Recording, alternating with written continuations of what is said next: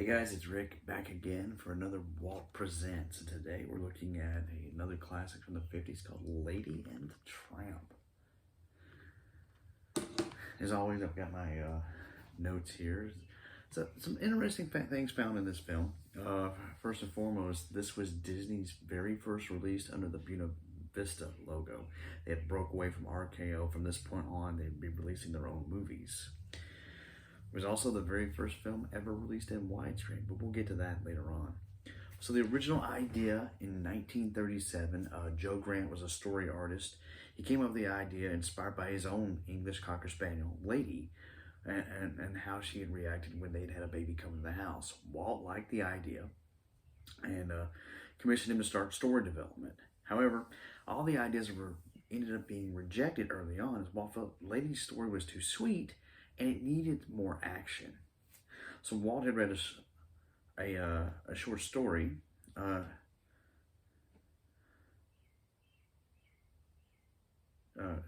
Happy Dan the Cynical Dog at 45. He thought if Grant's story could be improved, if Lady would fall in love with a cynical dog. And he ended up buying the rights to it. Now, as far as who we know as the Tramp, he went through many name changes. He ended up going through Homer, Rags, and Bozo before Tramp was chosen for the final name. Ward Green, who was the writer of that story, ended up writing after Grant had left the studio, because it ended up getting shelved for many years. He ended up writing a novelization of Lady and the Tramp, and it was released 2 years before Lady and the Tramp came out there to get the story out there for people to read, to cause interest, and it worked. So they finally settled on the story. They had the action.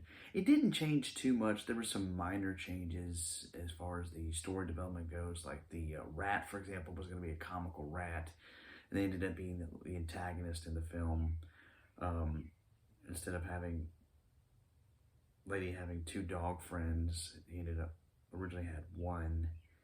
Just some minor changes, but for the most part, what we saw is what the final story envisioned. Now, ironically though, the most famous sequence, and you can see it right here on the cover, is the spaghetti eating sequence. Almost didn't happen. Walt didn't like the idea. He didn't think it made any sense. But Frank Thomas, the head animator on this, decided to animate it anyway, and then show him when it was done. Then when Walt saw the final results, he ended up liking it. So it stayed in the picture. And like past Disney movies like Bambi, they did bring in real dogs.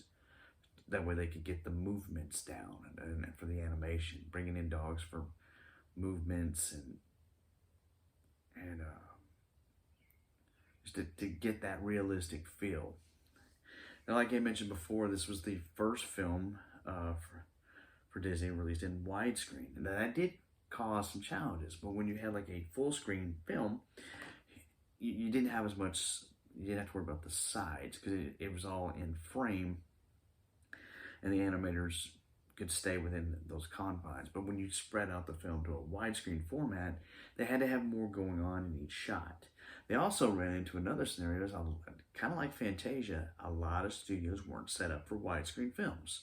So Walt ended up releasing this in two formats, the Academy ratio and widescreen. I'm guessing Academy is similar to like a full screen format. That way it can be shown on multiple screens.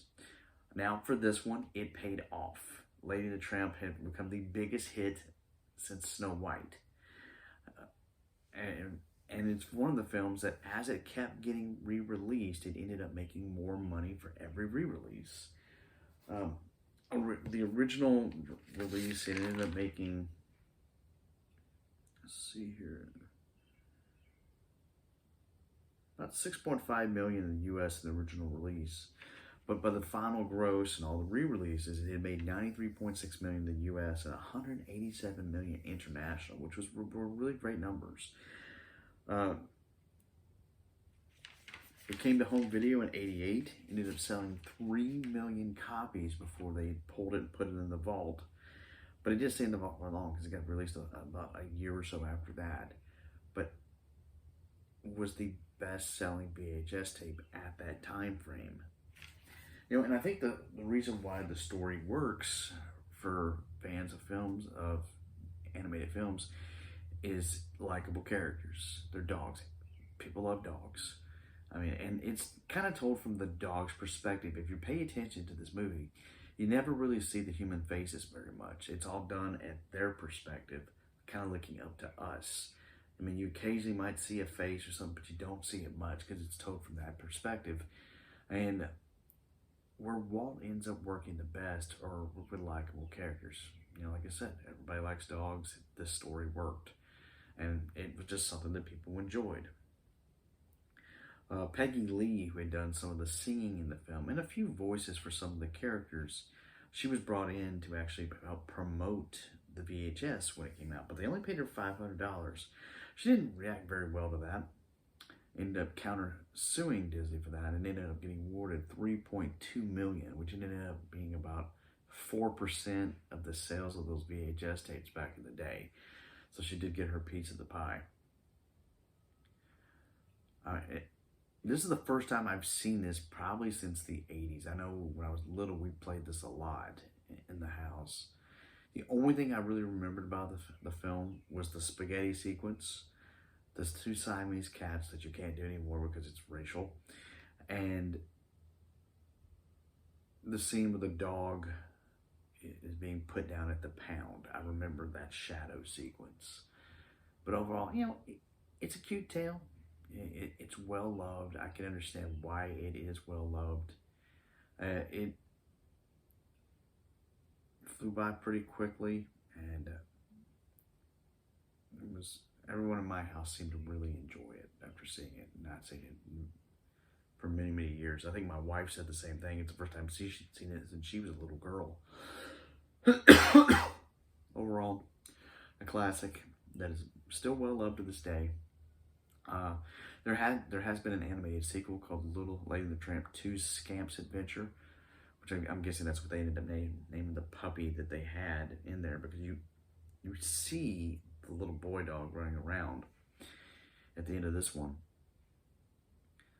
And you could probably watch this at Christmas time because it's kind of opened and booked in at Christmas. So I'm looking for another alternative for Christmas film. I mean, you could do that because it does kind of feature a little bit of Christmas there at the beginning and end.